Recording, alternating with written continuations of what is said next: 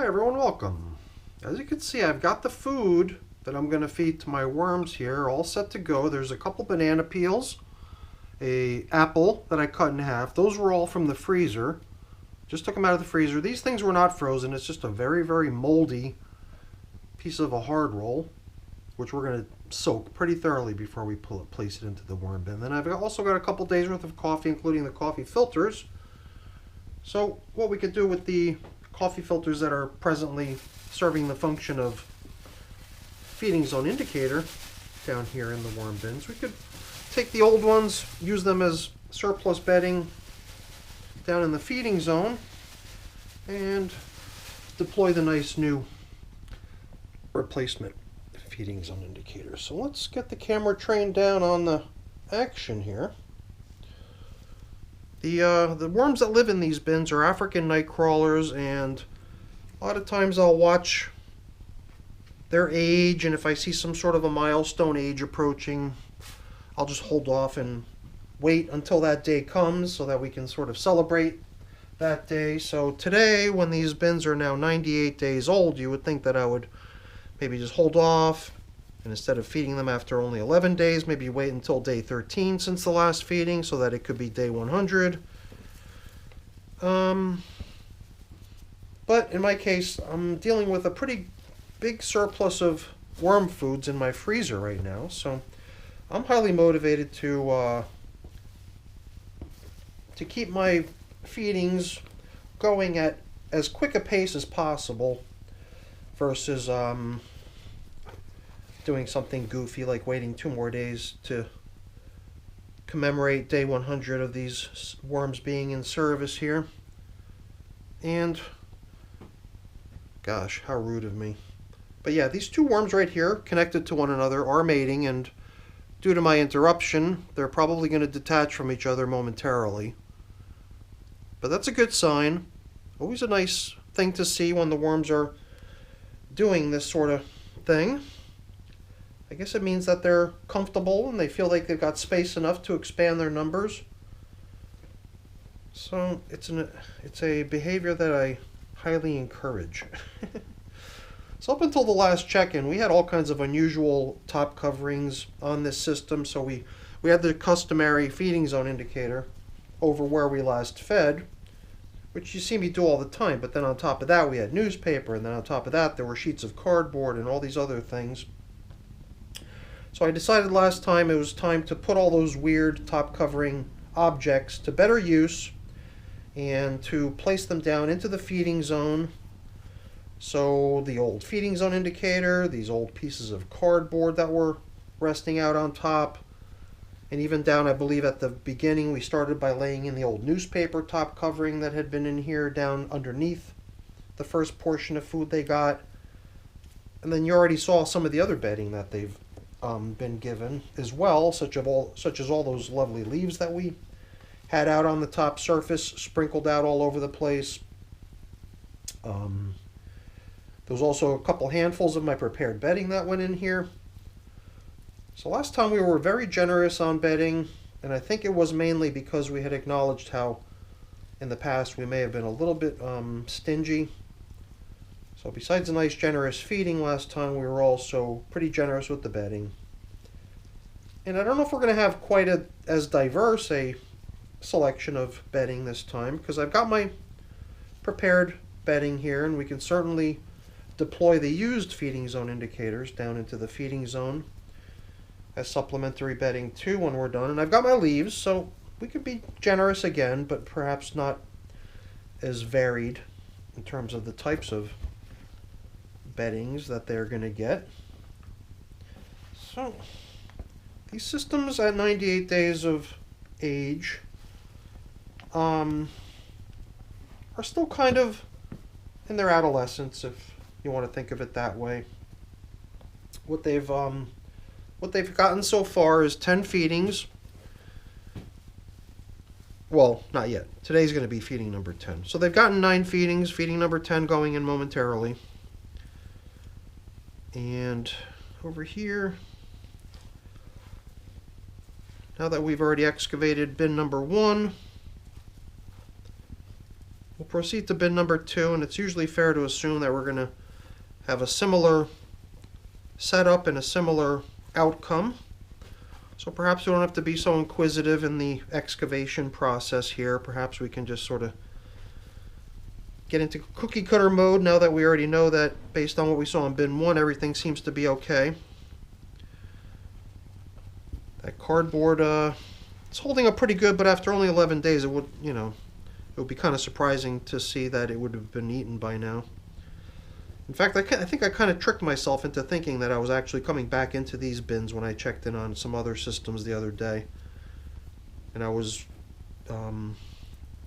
taken aback by the fact that I couldn't find any cardboard, because I thought I was coming back to a system to which I had placed a good bit of cardboard during the last check-in, but I must have gotten things confused a little bit over there. So now I think this is the way it started. We took these big white napkins. That was the first thing we laid in. On top of that went a reused feeding zone indicator. So that was the foundational bedding we placed in, on top of which a little bit of food came. And then after that little bit of food got sprinkled in came more bedding in the form of the old newspaper top covering. I think that's what we're seeing a little bit of over here, little strips and scraps of it. As well as the feeding zone indicator. I think, yeah, feeding zone indicator newspaper went in together with another little portion of food, and then on top of that was a little bit of coffee, and then the cardboard, and then a little bit more food, whatever it might have been, on top of which we put the prepared bedding, which we're going to use a little bit more of here as well. And then, as you saw, and as we mentioned earlier, there was also the leafy matter, the leaves sprinkled out on top. So I would imagine that the African nightcrawlers, being the types of worms that definitely appreciate the bedding almost as much as the food they get, were probably pretty happy about what I had done here last time. So why don't we try to keep them happy and try to keep the generosity high. This batch of bedding that I prepared is not all that damp. Definitely has some moisture content, but not a whole lot. So perhaps one thing we can begin with here right away is the very moldy bread. Because for me, moldy bread pretty much has to get soaked when it gets placed into the worm bin, because otherwise it'll just start to get inundated with mold. The mold will be able to take advantage of it quite easily, as you can see already. It's already alive and well all over this bread. And then the worms will just be kind of unable to take advantage of it due to the lack of moisture. So I figured, since the two things that we're putting in here right now that I think would benefit from added moisture are the prepared bedding and bread, I figure let's get them in first. Give them a good soaking, and then we can get to piling in all the other things that come with their own self-contained moisture content. I mean, the apple, not like a juicy cucumber or watermelon or something like that. Banana peels, yeah, none of the stuff we're giving them is overly juicy, but they've definitely got the moisture content and the sugar content too, I believe, to get worms coming out and taking an interest in it. So the apple is a big apple. It's going to go in like so. And before I forget, I wanted to get these feeding zone indicators deployed as supplementary bedding down here too, since we've got replacements to put out here. And then in can come the rest. The other thing that we're going to add into this feeding zone when we're done is a little bit of grit, a little bit of pulverized eggshell, and I almost forgot because I almost covered it up, but I do have a good bit of leftover bedding over here, which I attempted to fragment a bit better than it was, since it was holding up so well as just big chunks. So we want to make sure that that stuff's all down where the action's going to be. I mean, you don't have to be so particular in the maintenance of your worm bins, but oops, for some reason I find myself being perhaps a little bit more meticulous than is necessary, but I think that's just the way my simple mind finds pleasure in doing things just so. Now, something we've been doing in some of my systems is kind of resisting the urge to go exploring the outer edges and tilling up the bin all the way around. So maybe we'll try that again here. I'm not sure if that was what we did last time. I don't think it was. I'm pretty sure we tilled around and bought material in from the sides. But today we're going to do what we've been doing here and there from time to time in some of my bins, perhaps just as an exercise for me to try to not get into a rut and be so, what's the word, process driven or creature of habit. I think that's what I was looking to explain my behavior as being. I'm definitely sort of a creature of habit, but I think my habit should be more, you know, responding to what's needed and not following a script. And that I think just makes for a more interesting